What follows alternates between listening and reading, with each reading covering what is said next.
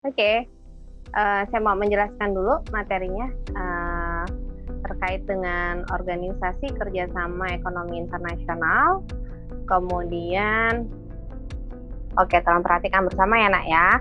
Nah, ini ada, organisasi IMF. IMF itu apa? IMF itu adalah International Monetary Fund. Jadi ini adalah tentang dana moneter internasional yang didirikan pada tanggal 27 September tahun 45 dengan tujuannya adalah meningkatkan kegiatan bisnis internasional guna meningkatkan pertumbuhan dan pembangunan ekonomi serta kesejahteraan masyarakat negara masyarakat negara anggotanya kayak gitu ya.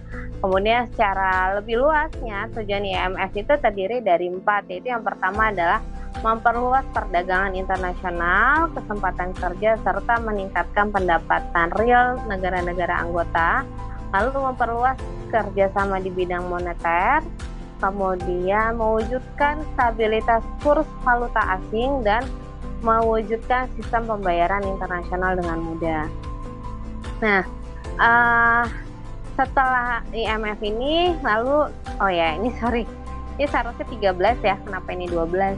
Ini selanjutnya adalah IBRD, itu adalah International Bank for Reconstruction and Development. Jadi ini adalah Bank Dunia yang kedudukan di Washington ya. Nah, ini tujuannya adalah untuk memberikan bantuan kredit jangka panjang atau jangka pendek kepada negara yang sedang melakukan pembangunan nasional kayak gitu. Kemudian memberikan bantuan teknis secara cuma-cuma kepada negara di dunia dan membantu negara anggotanya meningkatkan perdagangan internasional. Jadi kalau IMF itu berhubungan dengan keuangan, kalau misalnya negaranya merasa kesulitan dalam perekonomian, itu bisa minjem ke IMF. Bu, apakah Indonesia minjem kayak IMF? Iya, Indonesia minjem kok gitu kan. Pada saat misalnya lagi krisis gitu kan, minjem uang gitu. Boleh nggak sih Bu sebenarnya seperti itu? Ya boleh aja, tapi juga perlu dilihat tingkat kemampuan dari negara kita itu sendiri. Apakah mampu nantinya ketika ingin membayarkan cicilan pinjaman, terlebih juga adanya bunga yang harus dibayarkan ya. Lalu kalau IBRD ini terkait dengan pembangunan suatu negara. Kalau negara itu kan biasanya mau bangun, kayak kita nih bangun MRT, kita bangun LRT, kita lalu banyak bangun fasilitas umum, kemudian jalan tol dan macam-macam. Nah, itu juga bisa dari sini bantuannya kayak gitu ya.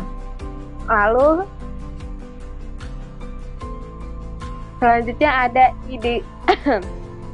IDB, itu adalah Islamic Development Bank yang merupakan lembaga keuangan internasional yang bertujuan membantu dan menggalakkan pembangunan ekonomi dan sosial di negara anggota masyarakat Islam. Kemudian IDB ini didirikan pada tahun 1975 kayak gitu ya. Nah, IDB ini biasanya untuk membantu negara-negara yang masyarakatnya itu mayoritas Islam, tapi nggak cuma mayoritas sih, biasanya juga negara-negara yang dimana negara itu ada masyarakatnya yang beragama Islam, lalu masyarakat yang beragama Islam itu ingin membangun misalnya masjid atau pesantren atau misalnya lembaga pendidikan atau dakwah ya terkait dengan Islam itu bisa minjam uang ke IDB ini. Lalu selanjutnya ada WTO, itu adalah World Trade Organization. Nah, ini adalah organisasi perdagangan dunia yang didirikan pada pertemuan anggota GATT pada tanggal 15 April tahun 94. Kemudian WTO ini mencakup perdagangan jasa seperti layanan telepon internasional dan perlindungan hak cipta intelektual seperti lagu rekaman kayak gitu ya. Kemudian WTO ini juga berperan mempromosikan serta memperkuat diterapkannya aturan dan hukum perdagangan internasional yang sudah disepakati. Lalu tujuan WTO itu ada 4. Yang pertama adalah menghilangkan dan mengurangi tarif bea yang menghambat perdagangan antar negara. lalu meniadakan preferensi tarif dasar keuntungan timbal balik, lalu menciptakan stabilitas di bidang ekonomi sosial, dan yang keempat adalah menyelenggarakan dan mengatasi pelaksanaan perdagangan bebas dunia yang akan mulai diberlakukan di seluruh dunia pada tahun 2020. Jadi sekarang kita ini sedang melakukan perdagangan bebas dunia, tapi sekarang belum bisa berjalan dengan baik karena memang ada pandemi COVID ini. Gitu, banyak negara yang mengalami krisis perekonomian yang disebabkan karena COVID ini ya. Apalagi India lagi terkena tsunami COVID. Nah itu juga ya, itu efeknya bisa kemana-mana. Karena kan India juga pastinya dia melakukan kegiatan ekspor impor nih dari luar ya. Nah kalau misalnya negaranya sendiri itu lagi kolaps ya berarti nggak bisa mengekspor kebutuhan luar negeri, yang dimana juga mungkin kebutuhan itu menjadi kebutuhan dasar untuk negara yang diekspornya. Ya, selanjutnya ada World Bank. World Bank ini merupakan lembaga keuangan internasional yang terbesar yang membantu negara-negara di bidang keuangan. Nah, tujuannya adalah untuk membantu usaha rekonstruksi, memulihkan fasilitas dan produktif, lalu mendorong pembangunan fasilitas dan sumber daya produktif kayak gitu. Lalu ada UNCTAD ya, UNCTAD, yaitu adalah United Nations Conference on Trade and Development. Ini adalah suatu badan PBB yang kegiatannya bergerak di bidang perdagangan dan pembangunan. Lembaga ini merupakan anak lembaga dari lembaga PBB dalam Dewan Ekonomi dan Sosial.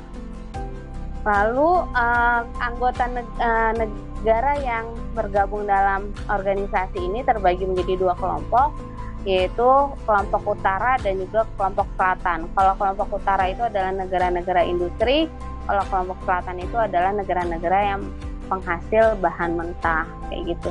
Dibedain ya supaya mungkin supaya mempermudah ketika melakukan kegiatan perekonomian kayak gitu. Lalu ada lagi IFC, itu adalah International Finance Corporation. Ini adalah lembaga keuangan afiliasi Bank Dunia yang didirikan untuk memberikan bantuan kepada negara-negara berkembang yang membutuhkan kredit untuk proyek-proyek produktif, misalnya pembangunan industri, pembangunan pabrik, ya industri sama pabrik yang mirip ya, sama ya itu. Kemudian untuk pembangunan infrastruktur, kegiatan yang produktif kayak gitu. Tujuannya adalah membantu menambah modal dan memberikan kredit jangka panjang. Lalu ada FAO, yaitu adalah Food and Agriculture Organization, di mana FAO sendiri ini adalah organisasi pangan dan pertanian PBB yang didirikan pada tanggal 16 Oktober 45 dengan tujuan meningkatkan pangan dan membantu negara yang kekurangan pangan kayak gitu. Oke, selanjutnya adalah FAO. Ya ini tadi ya sudah saya singgung. Ini adalah lembaga dari PBB di mana dia itu berhubungan dengan pangan dan membantu negara yang kekurangan pangannya. Lalu ada UNDP. UNDP itu adalah United Nations Development Program. Ini adalah tujuannya untuk membangun negara miskin dan berkembang. Lalu selanjutnya ada GATT, itu adalah General Agreement on Trade and Tariff. Ini adalah organisasi internasional yang mengenai persetujuan umum tentang tarif dan perdagangan. Lalu GATT ini didirikan tahun 47 dan Indonesia menjadi anggota pada tahun 50. Tujuannya adalah untuk meningkatkan arus perdagangan internasional pada pertemuan anggota di Marrakesh, Maroko pada tanggal 5 April tahun 1994. Kemudian GATT ini berubah menjadi WTO kayak gitu ya. Oke, selanjutnya ada UNIDO. UNIDO itu adalah United Nations Industrial Development Organization. Ini juga ini PBB ya, organisasi dari PBB ini terkait dengan pembangunan industri. Ya ini tujuannya adalah untuk negara berkembang. Lalu ada ILO, ini adalah International Labour Organization. Ini adalah berhubungan tentang buruh ya. Maka tanggal 1 Mei kita memperingati Hari Buruh Internasional. Nah, ini dia lembaganya ya. Tujuannya adalah untuk mencapai perdamaian abadi dengan terciptanya keadilan sosial, lalu meningkatkan perbaikan nasib kaum buruh dan juga keluarganya, lalu menciptakan stabilitas di bidang ekonomi dan sosial, lalu juga usaha-usaha yang telah dilakukan ILO antara ILO ya.